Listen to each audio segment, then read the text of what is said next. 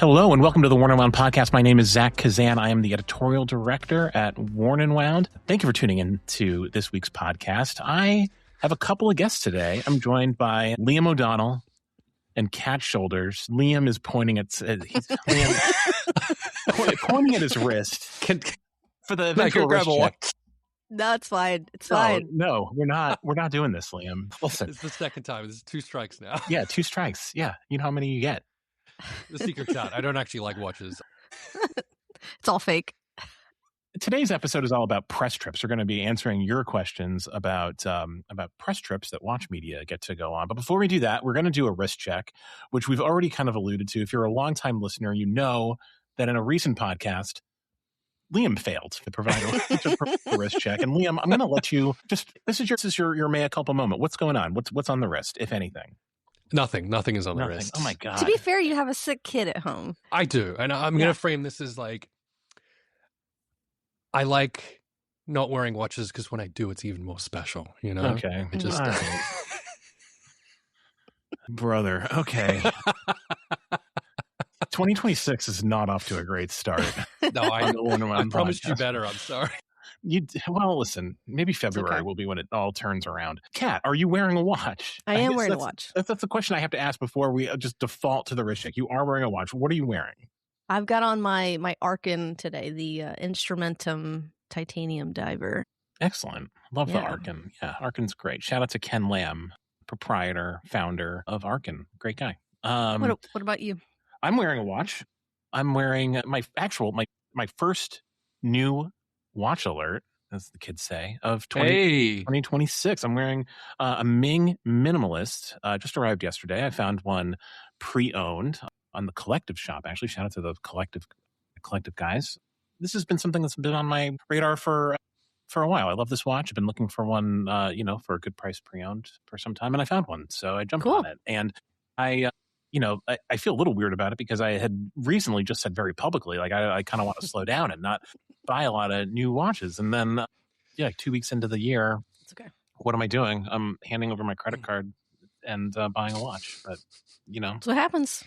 That is what happens. We're human. It happens. We're only human. I'm enjoying it. I like the Ming Minimalist a lot. It's a nice little counterpart to the Ming Uni that I picked up last year. So I feel like I got the Ming bases covered, and it's cool. I'm enjoying it. Yeah, I think you're in-house Ming resident at this point. I guess, yeah. But, we'll see. It's been a day, so we'll see what happens. Time. Yeah. All right, guys. Like I said, we're talking about press trips today. We asked folks on our Worn and Wound Plus Slack channel to submit questions to us about anything having to do with press trips, and we got a bunch of questions. The inspiration for this was a press trip that I recently went on with Oris to Vail, Colorado. This is a press trip that they do every year pretty consistently, where they kind of offer a little bit of a preview of what's to come in future months. They always also have a watch released at the trip itself that we tend to cover and get some live photographs of. This is actually my first time on the Oris Vail press trip after many kind of like close calls. Other people on the team have gone. I was scheduled to go one year and then couldn't because I got sick and had to send someone else in my place. So I was excited to go. Kat, I know you've been on the Vail press trip before. Liam, have you been on the Oris Vail trip before? No. Okay. I'm aware of it, but there was always it's kind of like the stuff of legend in the watch. I mean, it's because I think any trip like this that happens on an annual basis, people kind of like, there's like a mythology that builds, about it a little bit. I would argue that there's actually not a lot of brands that consistently do the same thing every year. Yeah. I feel like this is an outlier. Hence, sort of people just tend to know about it. Yeah, a little bit. A lot of brands do like a trip at a certain time of year, but like they change up the location, year to year. Yeah. It's thematically a little bit different, but Oris kind of always does a Vail trip where they introduce a new watch, they show you some stuff on embargo. Yeah, and they give you like a little bit of a Watches and Wonders, preview as well. Kat, you went last year. I can't remember if we talked about it on the podcast, but what are your kind of like overall impressions of like the Oris Vail trip? You've been at least once, maybe even more a couple on that. times now. Yeah, it's a lot of fun. It's obviously a good group of journalists that are there, and you get to see this brand new unveiling in person. In years past, they've launched quite a few things. It seems like this year there was really one main watch that was released, and yeah, I think it's something that a lot of people look forward to that have gone year after year. Having gone 2 years, basically, I feel like I've experienced it. It's a lot of fun, but as you learned, well, maybe not, because it wasn't as cold. It was really cold both times that I went, and I just don't love like the freezing, like negative temperature weather. I got to experience some cool things like snow walking, maybe, I don't know, when you're on like the snowshoeing. Yeah, that's what I'm thinking of. And then last year I think I did like snowmobiling for the first time, which was pretty fun.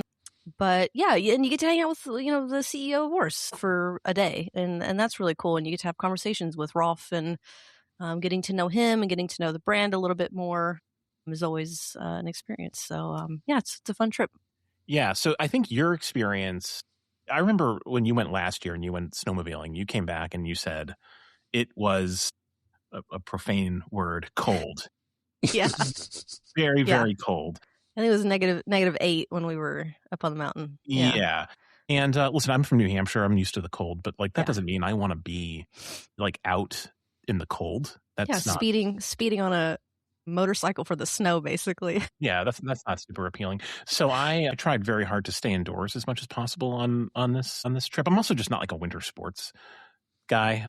Again, like, I'm from New Hampshire, but I don't ski. I don't really have any particular interest in, snowmobiling. The non-ski activity this year was dog sledding, which a bunch of people went on and said it was a great time. I had a spa day. I went to the spa. Yeah, I don't regret at all. Hell yeah.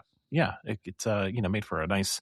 I was able to sleep in that morning. The skiers had to get up and like, meet in the lobby at like 8 o'clock. Very early. Like, come on, you guys are doing too much. I slept until 9. It was nice. I feel like this trip, the Oris trip, definitely feels more. There's different kinds of press trips. There's like a luxury, press trip experience, which this definitely felt like. You're in a very nice hotel. It is like a little bit of that, like kind of like whining and dining sort of experience. And then there are other press trips, which we'll talk about, I'm sure, as the questions roll in, that are a little bit more like experiential. I'm thinking of the one that Garrett went on a few years ago with Citizen, where he was like, out in the Canadian Rockies, like, hiking and doing like kind of like, adventure stuff. It's a little bit more kind of like a roughing it style, press trip. So there's a lot of different ways that brands kind of like go about this. I got to say, like, I've been on a few press trips now with Oris. This is my first time in Vail, but I've been on a couple others. And I just got to say, like they do a really nice job of like organizing these things and thinking of like every detail and not like over scheduling you. I think that's one of the things that a lot of brands kind of like, they make the mistake of kind of like trying to account for like every half hour block. You have to have something going on, and it's nice, especially you're there to you're working ostensibly, and you've left work at home, and I probably have to like get back to some of it at some point, to have like a little bit of free time sort of like built into the itinerary. And so like that's something I always appreciate about how Oris does this, is they recognize that, which is very nice. Also, the other thing they do is they give you a little bit of a preview of stuff that we can't talk about yet, but they also give you something new that you can talk about, that they want you to talk about, and that's the Oris Bullseye pointer date this year, which I really liked. And I got to say, like, I've liked the pointer date for a long time. I've never really been like blown away by a pointer date dial. I've always thought it was just like a really, like a nice kind of like vintage throwback. Obviously, it's important to like Oris's history as a brand. I really like this dial. I don't know if you guys have had a chance to see it yet or develop any impressions of it, but any thoughts at all on the Bullseye? I haven't seen it in person, but from the photos that I've seen, which Oris also does a really great job at photography for their releases, I think it's wonderful. Yeah, I put it up there with like maybe my top 3 pointer dates that they've done. I really, really like it. Yeah. They do a lot of like pointer dates in like solid colors, and like this is a little bit of a different style of the kind of more like a sector dial style. It's more about like the graphical impression than like the color itself. So yeah, I thought it was a cool release, and they've got some interesting stuff in the works that we'll be able to talk about more in like April-ish. So yeah, more to come as always from Oris. All right, guys, you ready to jump into questions about press trips? Kat, I know you've got the list of questions there. What looks good? Where should we go first? I've got them all.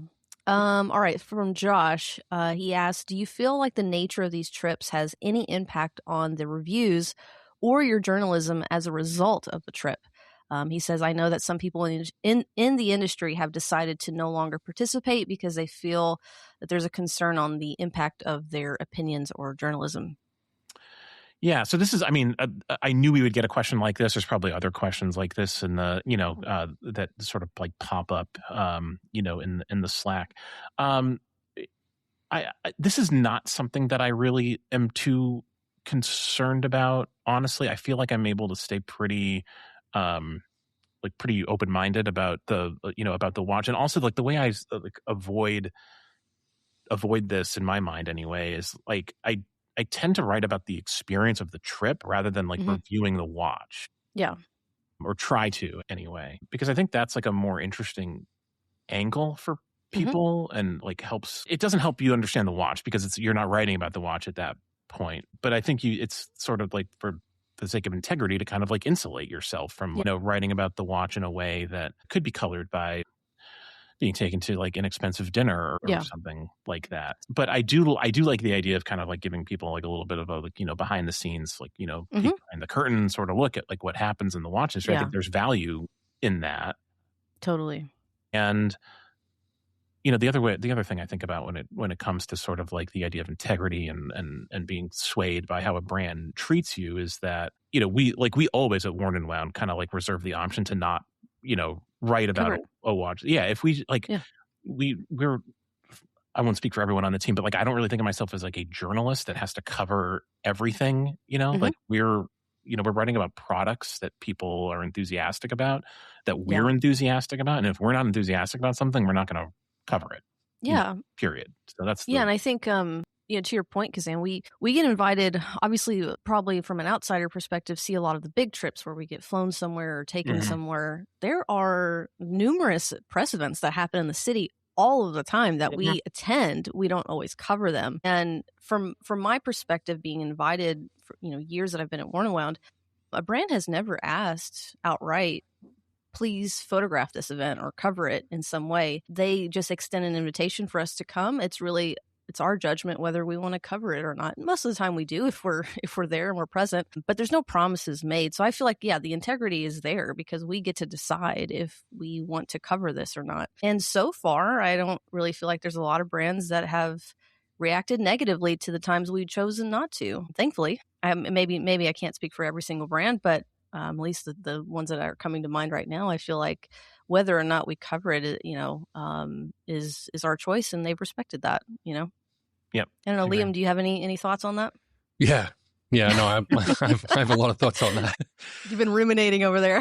I have been, and I've been in the watch industry now since about 2017. So I've had, I think, plenty of time to sort of be directly involved and indirectly involved with press trips.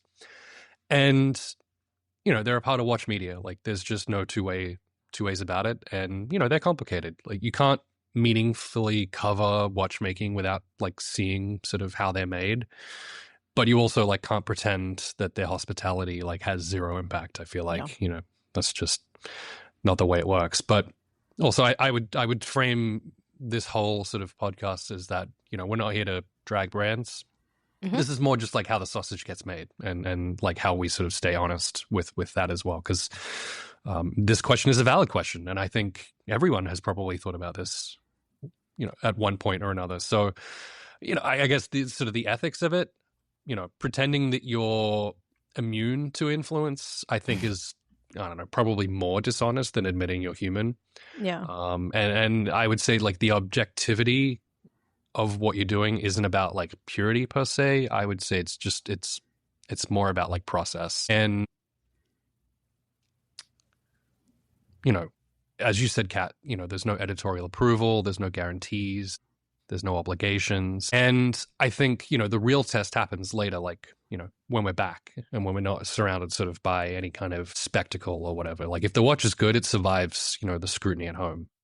But if it only feels good, like on the trip, then, that's a red flag, I would say. So yeah, like, there are moments when you look around and you're like, this is objectively absurd for, a conversation about watches. And, a lot of these things are way nicer than I would ever book for myself or could reasonably afford. But what you really need to say is like, access without sort of time to process this stuff is just theater as well. Like these things are important. They need to happen, but also you need time to process them as well. So yeah, the bottom line is like the trade is convenience and an opinion, and proximity, but not opinion. Is the way that I would sort of that's my punchline, I guess, for that is, these brands know that without us, these trips wouldn't exist, but also, they also don't just want to pick up any person off the street and just send them on this trip and just get, a sycophantic kind of, they want our opinions because they know that people trust what we write. What we do. I mean, there's definitely an ulterior motive, I think. Absolutely. They want coverage. Oh, yeah. They want coverage. Yeah. They want coverage. And also, like, you bring up an interesting point with like the people who are invited on these trips. So something I've noticed is that it's like, it's less and less like the like quote unquote traditional like watch media. And there's a much more of a mix of like YouTubers and what we would like typically call influencers. Yeah. Along with like, people like me and people who write for, Dinky and Blog to Watch and all the other, sites and print, publications as well. So it's like, it's really, I think brands understand that like they have to spread their outreach a little bit, in this day and age. Yeah, I don't know. Like whenever someone like questions and, like integrity and that sort of thing in watch media, watch journalism, I always just think like it's watches, like ultimately, Yeah. Yeah. But they're right to do so at the same time. They're right to, I mean, to a point, I think like question everything, but also like read Worn and Wound over the course of years and understand that, like our perspective like really hasn't shifted, like we sort of like we cover things in a certain way. We're transparent, and like to think that like, Oris or any other brand flying me to Colorado or anywhere else is going to, result in like a positive review that's like inauthentic. I think that just doesn't like compute to me. Like if you've been reading the site, listening to the podcast, coming to wind up, watch fairs for any length of time. So yeah.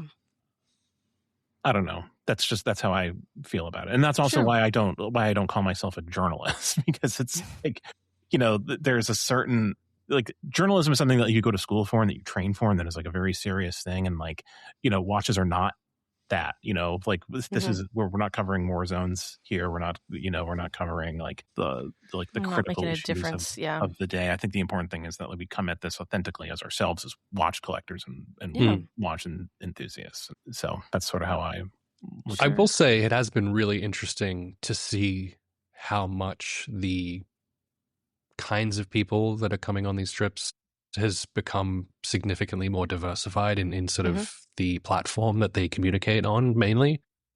And I know that there was a lot of apprehension and sort of hesitation from a lot of the luxury brands. Maybe I can't speak for the micro brands because I haven't been involved with them long enough to really know, but I know, around Watches and Wonders, Basel World, SIHH, all these other various iterations of these kinds of trade shows, is that it was kind of abhorrent to think of bringing someone who their whole platform was based around a social media platform, and that a lot of these brands only wanted people who had a physical, well-established publication that they write for. And I think we're seeing that change very quickly with kind of the power that a lot of these new wave journalists wields. And I think that's great. I think it's great to shake that up, because I would argue that their opinions are no less valid than anyone else's if they make a good point. I mean, I think it's a good thing. Yeah, no, for sure. Yeah, I think that it's important to reflect the breadth of the watch media landscape, which just includes a lot more people now, and a lot more in different areas of media space. Way more people. Yeah. Let's get to the next question. We're 20 minutes in and we've got one question down. Yeah. All right. Well, Roberto asked, have we ever been tempted to break an embargo? And then what is the conversation among press about products under embargo? Never. It's just not worth it. Yeah, we don't. No one has ever.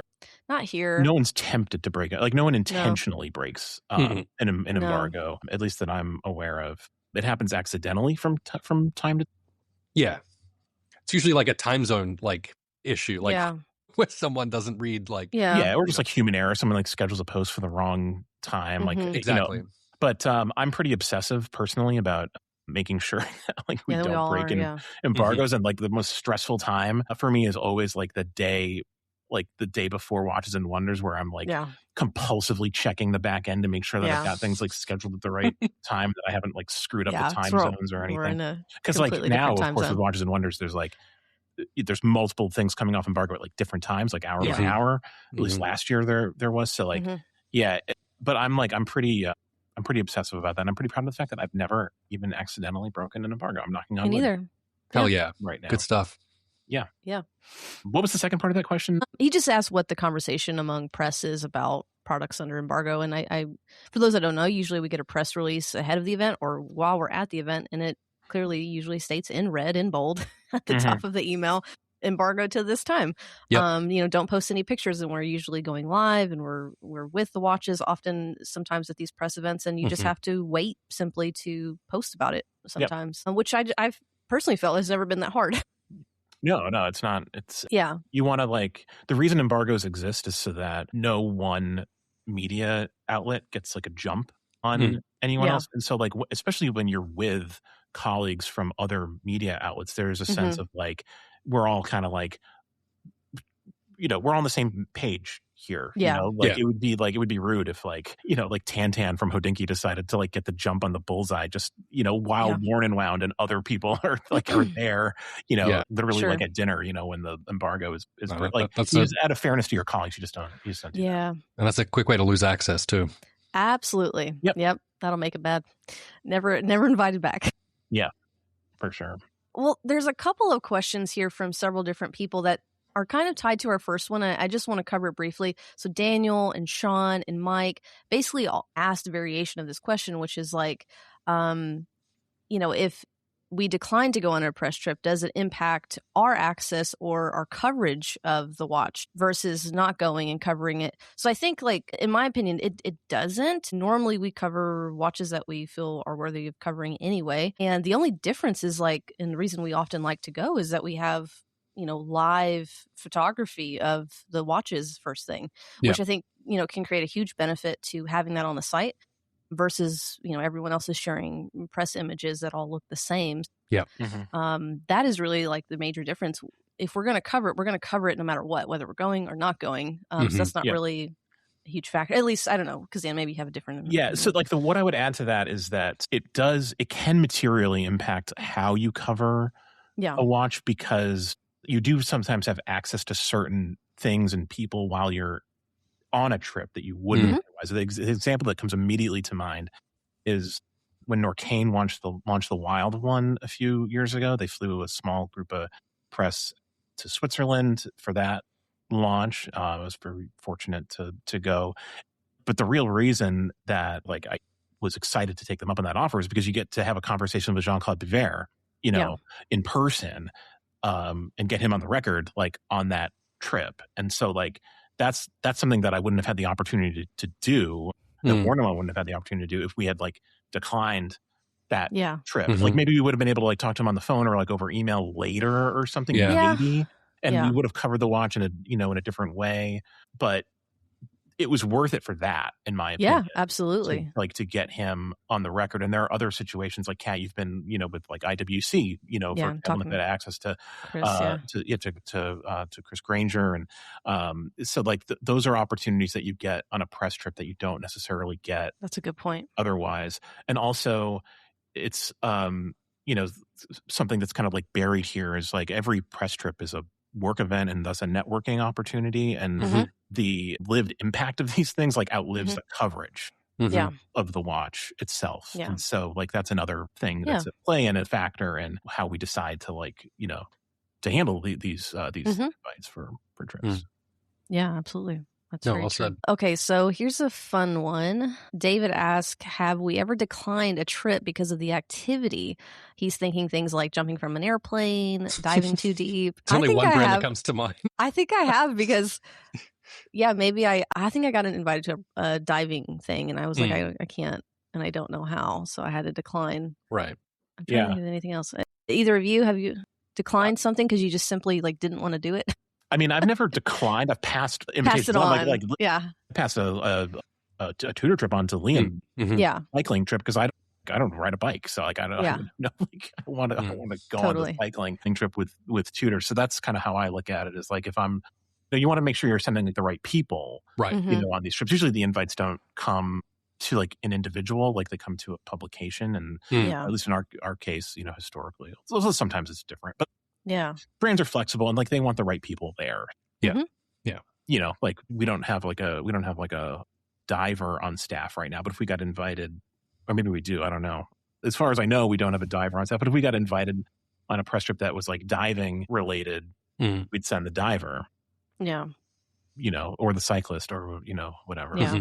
The case may be. Well, I'll piggyback off that question before you answer, Liam, and then we can go into this, which is Sean asked, what's the wildest thing we've ever done on a press trip?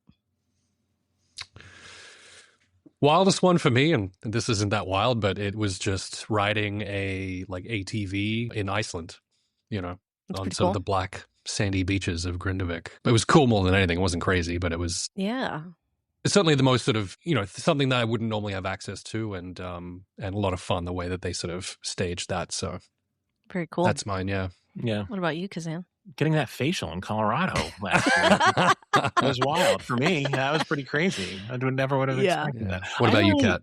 Been on like a wild press trip that I'm struggling to think, but I'm curious if Kat has. I don't know. I feel like I'm going blank here. Yeah. Maybe the snowmobiling up the mountain. We sort of reached a point up the mountain that started to get kind of sketch. I think maybe even Josh Shanks went up ahead a little bit and was like, no, we need to come back down. Like it's and also I will say I was coming off of like being sick, I think, and the altitude up there, the air was much thinner. And I had to use my inhaler up there, which I rarely ever have to use. See, I was kind of wild, and I was very happy to come down off the mountain after that. But it was just because it was so cold, and again, the air was much thinner as we were climbing up this huge mountain. And we had to look out for bears and moose while we were there too, which was kind of fun. So that was pretty crazy experience.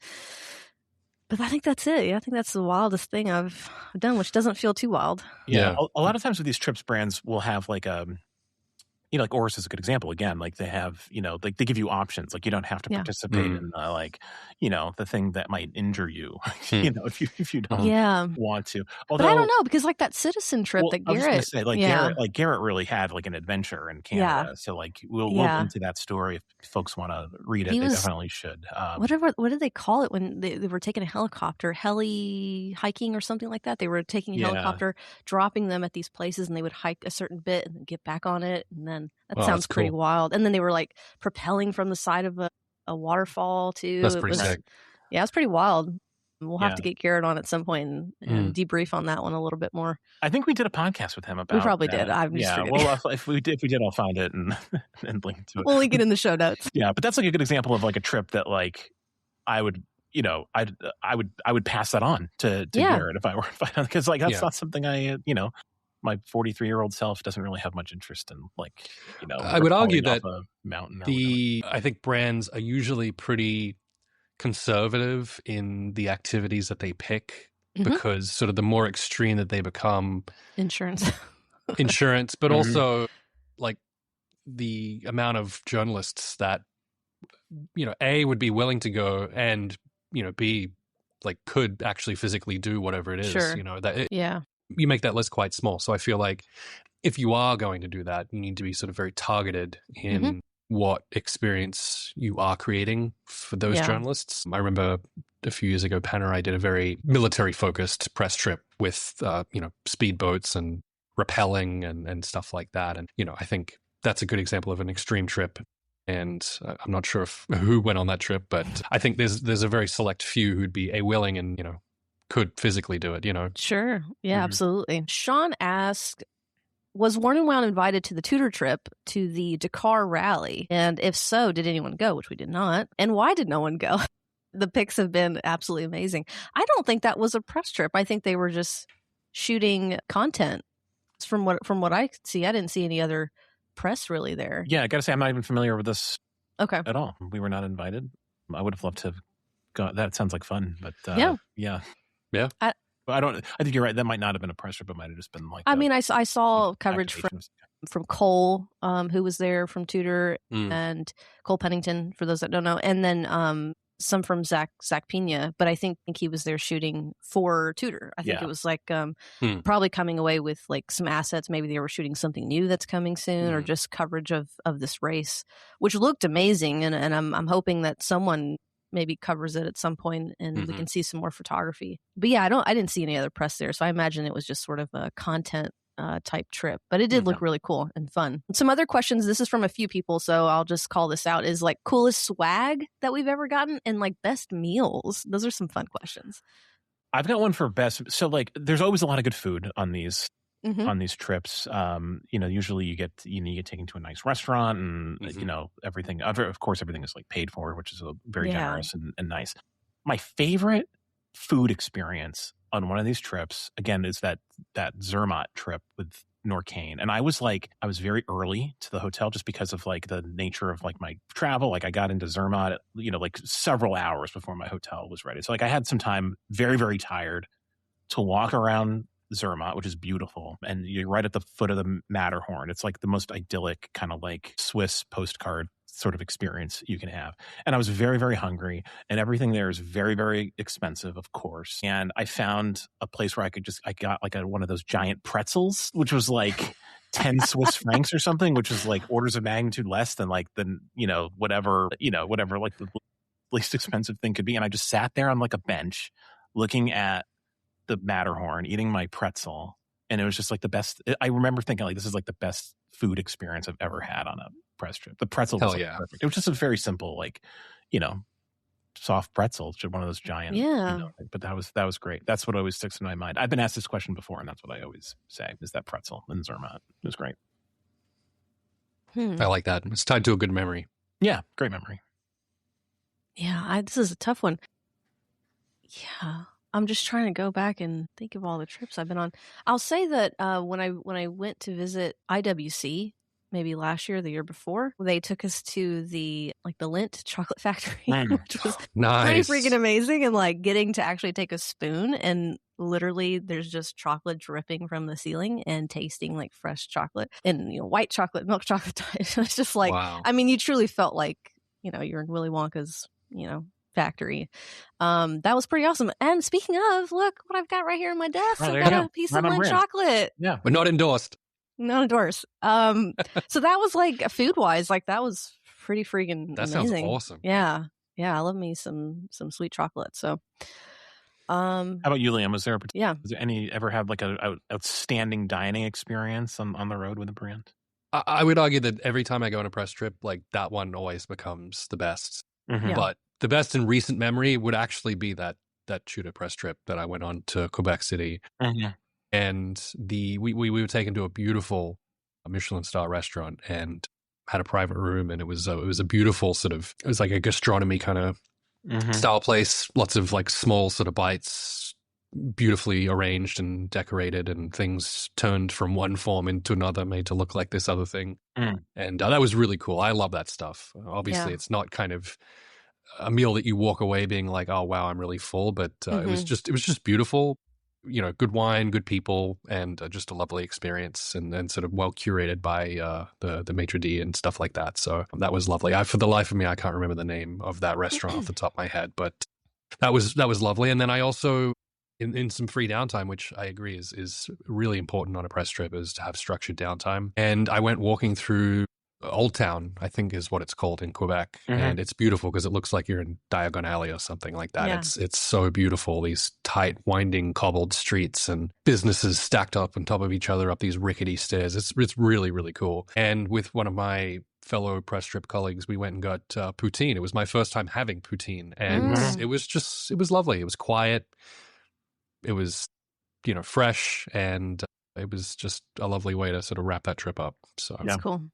Yeah. Yeah, I will say, and this is something I find that Oris has always done really well in any event they've invited me to. They always have snacks in your room. And I find that I love that because you're coming off of a plane. Maybe you haven't eaten for the day. Dinner might be several hours away, or sometimes you're going outdoors for the next portion of the event, and like you can literally just throw these in your backpack and go. Or I don't know, I just find having like a plate full of snacks in the room like upon arrival, it's just very peak adulthood, and I appreciate it a lot. And Oris does it really, really well, I think, more than most brands. If you're a brand and you're listening, snacks are where it's at.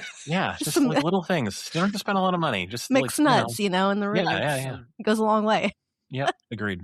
There was a bag of snacks in my hotel room waiting for me when I got to Vail, so because you're in a new place. You don't know how far you need to go for food. It's just nice to have. Yep. I find that it's like the first thing. Water in that is like kind of where I go to first. Water too, But what about swag? Do either of you have any swag that you've kept from a trip or particularly liked? From a trip, no, nothing really springs to mind. I mean, I wish I had a better answer for that.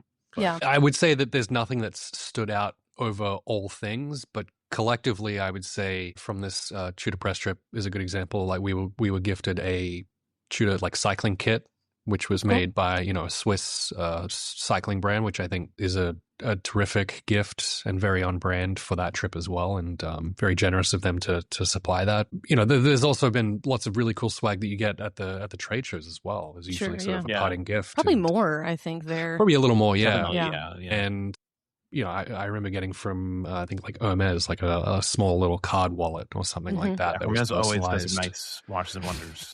It's like highly or like a scarf. Not one of their like super high end ones, but something like that. But for a while there, it was a lot of rechargeable batteries. Yep. Yeah. There was a time when that was the only thing that brands and they were out. big, and now they're so small. I mean, I have like a little Anchor one that will do like 2 or 3 charges, but I do remember the power banks being, which is appreciated because you're away and you're using your phone a lot. Well, until you have like 6 of them. Yeah. Like in one trip. Probably blowing up the plane on the way back or something. Whoa, don't say that. This podcast stuff got flagged. Or catching fire, I should say. I'll call out Oris again because they've actually given a couple of really nice things that I still use. I have a toboggan similar to what you're kind of wearing, Liam, from them from one of the ski trips.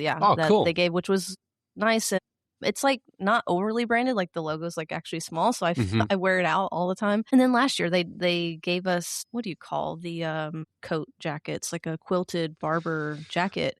And again, the Oris is like, it's in the same color as a jacket, so it's not overly like I'm wearing an Oris jacket. That was really, really nice. I'd say majority of the time brands don't give a lot because they're like taking you and flying you and wining and dining. The gift is and the I don't ask for anything either, and I just appreciate being there. But Oris is like, just they go above and beyond, and even when they do stuff in the city too, I find like they give out nice and useful things. They're detail oriented for sure. Yeah.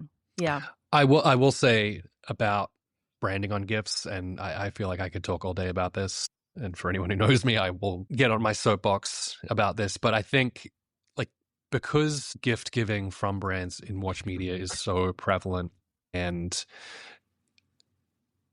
there's so much of it, I feel like there's always the risk of things becoming, either obsolete, not needed, and like just immediately sort of thrown away or something like that, which I really, really, really hate to see. And I think if more brands made whatever it is that they're giving just maybe more practical, but with less branding, to me, I would say that goes a long, long way. It's like your, the barber quilted vest with the logo on it. It's like, I don't want to be a walking advertisement for that brand, but if it's a very sort of stealthy logo, I think that's like a great way to sort of, because I think you'd get arguably more wear out of something or usage out of something if it's a small, like, tag on the bottom of a shirt or, a black on black, the logo's in black, but it's on a black fabric and it's kind of just blends in. To me, that stuff is way cooler because like for someone who notices it, you have a great conversation about it, but you're not going to get, that conversation isn't going to happen if that person doesn't even use that piece of swag. So like if the goal is to get it out in front of people,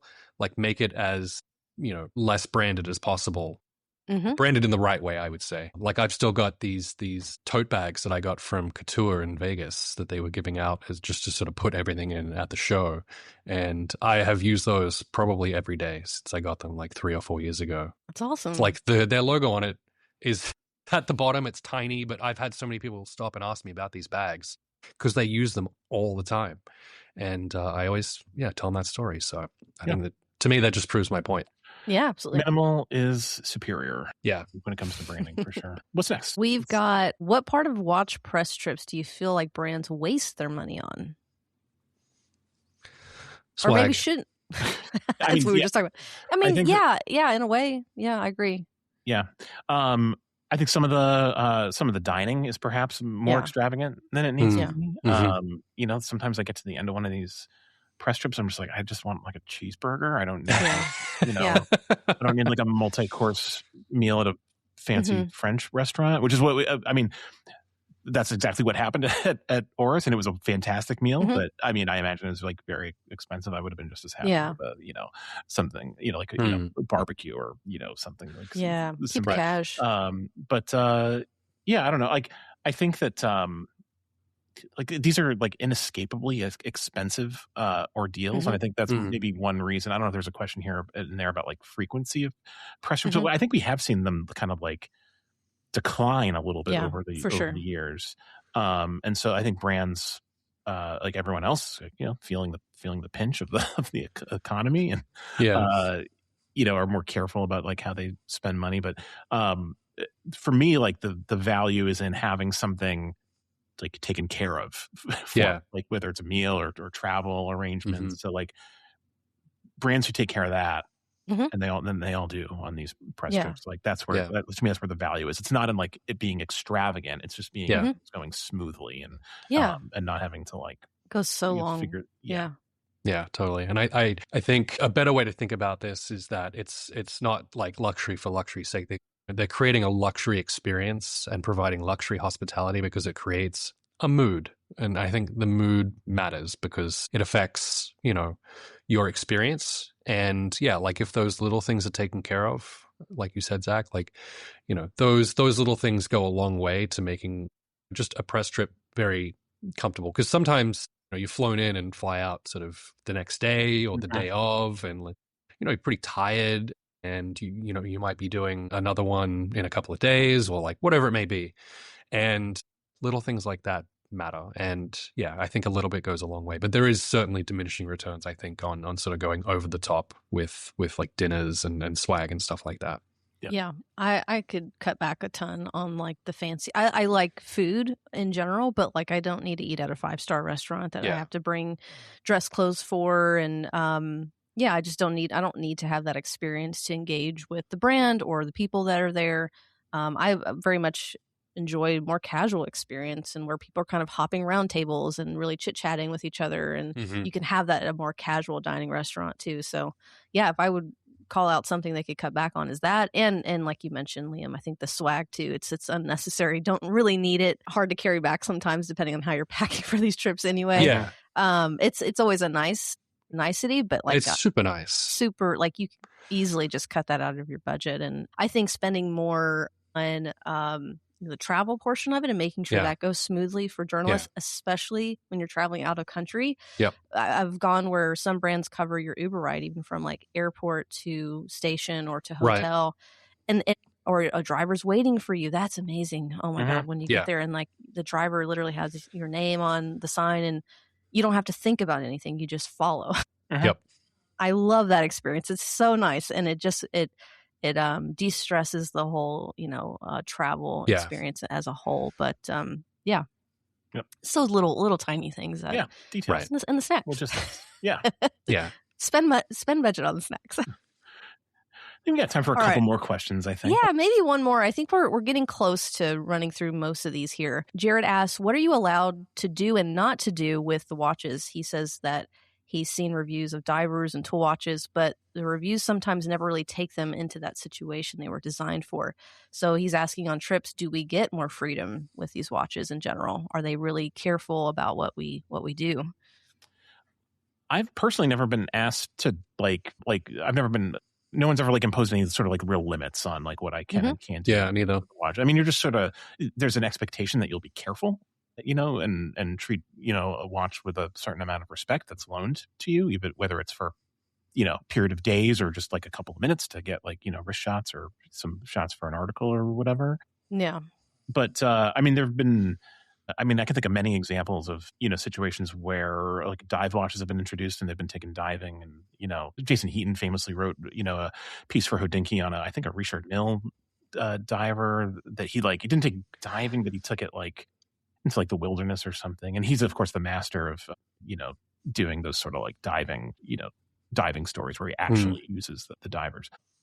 So, yeah, I think brands, when they put their watches in the hands of someone who's going to write about them, like they want them to experience the watch in full. So I haven't really had the experience of a brand saying like, okay, here's the watch, but don't take it out into the cold or don't take it underwater or don't, Sure. do any number of things. Like I think they want you to use the watch as it was intended for the most part. Yeah, I think there's probably more of like a price point that some brands are okay with. And, I think about going to IWC or going to Omega. They didn't hand out watches to wear because probably they're very expensive and they don't have a ton of like press pieces laying around. But been to other trips where they actually, IWC did offer to lend me, not the watch we were there to talk about specifically, but a watch of theirs. And they didn't sort of have any rules around it. I always try to be really careful with anything. But I think of like probably Garrett on that Citizen trip. They gave them all Citizen watches to wear, and they probably encouraged them to like beat it up and be rough with it, which I think is really cool. I'm curious, Liam, when you went, Luminox was the brand that you were in Iceland with. Did you get to wear a Luminox during that trip? Yeah. Yeah, absolutely. And it was, I think it's just implicit in sort of that brand that they are very rugged and can take a beating. And yeah, there was certainly no rules around what you can and can't do with the watch for sure. But it was implied, wear it and use it in whatever we do. Yeah. And I know when we do, wind up in the lake or wind up in the bay that we do during our wind up fairs, whether the brand is Marathon or Citizen, they hand everyone a watch to wear, whether you're just on the boat or in the water, which I think is really cool. Yeah. I think adds to the experience of, the folks that are there to look at it and cover it. Yeah. Honestly. It's fun. Yeah. Like for whatever cost, if one got lost or damaged, I would argue is the ROI is already there if everyone's wearing a watch from that brand, honestly. Kazan, did you get to wear the new pointer date the whole trip while you were out there, or was it just simply like a try-on sort of session? We had basically like an afternoon where we had access to the pointer date and a handful of other pieces that Oris was presenting, some of which are under embargo currently. But the structure of that trip specifically was, so we stayed in Vail, and then like the presentation day, like the middle day of the trip was at a location like a ranch, kind of like, like outside of Vail. So like they bussed us there. We had lunch, and Rolf and VJ did the presentation, and then we had some time to get our photographs. The Oris Airstream was there, which was fun, really cool. Kind of like to have that, like kind of like, that photo of like the Airstream against like the Rocky Mountains was like a cool photo op. So we had like several hours, where we had access to the bullseye and could wear them out. They had like, I think 4 or 5 samples for, around like 20 people, on the trip to share. So it wasn't a situation where like you had the watch and you were just like wearing it constantly. You sort of like, you just all sort of like took turns throughout the day, getting our photos and getting our content and so forth. It's cool. Yeah. I think that wraps us up for our Slack questions. Cool. Well, hey, that was a lot of good questions about a topic that I feel like is kind of, I don't know, like weirdly protected by like the watch, industry. I don't know. I can't recall ever hearing a podcast about where listeners' questions were answered about press trips. No. So I'm glad we were able to do this and maybe peel back the curtain, and maybe we'll do it again if if there are more questions that we'll have. No, sure. Yeah. I'd love to, if people want to jump in our Slack Plus channel and ask, what do you actually want to see out of press trips like this? Because ultimately the content that we create at these press trips is for the end user to look at and experience and hopefully change their opinion or improve or introduce them to something. And if there's like something that we could do better on these press trips that you want to see more of, let us know, Yeah. Yeah, I think it's equal parts looking at, this new release potentially, or because Ann, you mentioned this earlier in the episode, getting access to people that we normally wouldn't and get to talking to them and having those opportunities, which don't come very often. So yeah, I'd be interested to hear others take on that as well. Yeah, for sure. All right, folks, I asked you guys to come up with some cultural recs. We're back. After a brief break, cultural recs are back after, much clamoring. We did one last week. We did. That's true. One. Yes. But you were gone. Did last week. I'm making my return to cultural recs. Liam, what have you got for us? What's something you're enjoying that you want to recommend to our listeners? Yeah, of course. So last week it was a movie. This week I'm going to do a product. And this is actually something we've got in our studio at the moment as just something to shoot with as a prop. It's actually the Voyager Journal by Lockbee, and it's this really cool canvas, very tough, like waxed canvas sort of notebook holder that has also slots for pens and other sort of EDC and stuff like that. It has a really cool clip that holds it all together, and you can sort of treat it as maybe like a tech pouch, a light tech pouch. And I'm not sure if there's any other. Actually, there's a few colors. There's sort of a brown and a yellow. There's a black and yellow interior. Then there's like a blue with brown trim with like a tan interior. And I think it's just a really cool product. And I think it would be great to see people using more tactile methods of note taking and whatnot.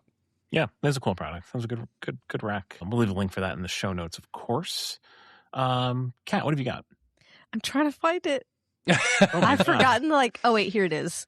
I had to just dig in my Instagram a little bit, but I started watching these interviews on YouTube from, I don't know if anyone follows like the Mythical podcast channel, but they have all these branches that they do, and they have a channel that's Mythical Kitchen. And their chef Josh will basically sit down with a celebrity, an actor, musician, and they'll talk about their last meal. Like, what would you have as your last meal on Earth? And then they cook all this stuff, and they sit down with the celebrity and talk for an hour as they're eating. And I just find it's just a really, really like casual way of interviewing. And I find that I've seen people on there that are sometimes more reserved in other interviews that really just like let go. And I think you can do that as you're eating a meal. But I just find the concept like really cool. And I really, really enjoyed watching them. And I watched one recently with Christoph Waltz, who can be a very intimidating person and often is in many of his interviews. And it was just really, really fun. They had a great time. And the interviewer is really great too, Josh, the chef. But yeah, if you don't follow that series, check it out on YouTube. And I'm interested to know what people think, but I really enjoyed it. I'm not familiar with that, but that sounds like a really cool concept. I'm definitely going to check that out. It is. Yeah. I saw a clip where a segment that he did with Macaulay Culkin. Yeah. And it was just phenomenal. It was just such a great, like, Anthony Bourdain meets like Hot Ones. It's kind of just, it's really great. Yeah, I second that. I think that's a great recommendation. Yeah. Cool.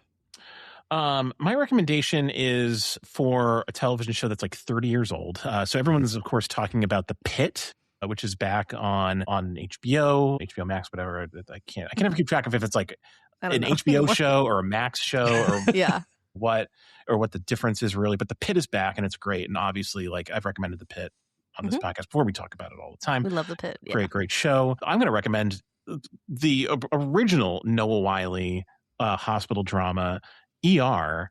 Maybe you've heard of it.